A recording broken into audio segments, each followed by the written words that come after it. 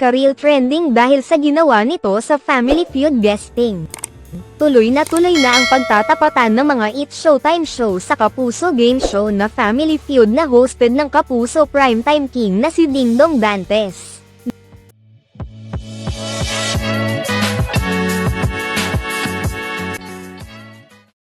Nakapag-taping na noong nakaraang Sabado ang mga hosts ng It's Showtime kung saan hinati sila sa dalawang grupo, ang team ni Vice Ganda at ang team ni Ann Curtis.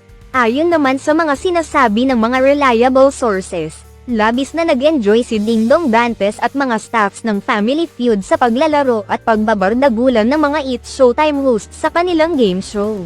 Ito rin umano ang dapat abangan ng mga manonood ng Family Feud.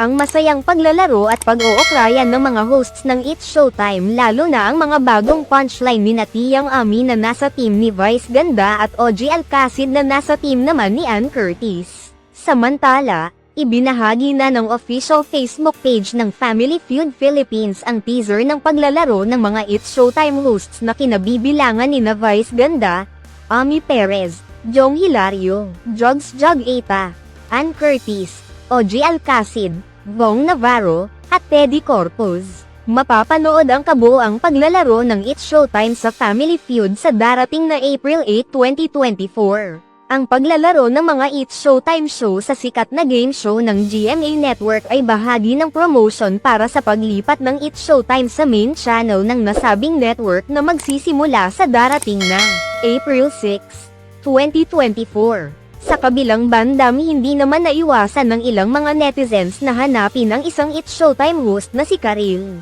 Marami ang napapatanong kung bakit hindi ito kasama sa mga naglalaro sa Family Feud. Hindi naman lingid sa kaalaman ng lahat na si Karil ay dating karelasyon ng host ng Family Feud na si Dingdong Dantes at hindi naging maayos ang kanilang paghihiwalay dahil naiisyo noong naging third party ang misis na ngayon ni Dingdong Dantes na si Marian Rivera.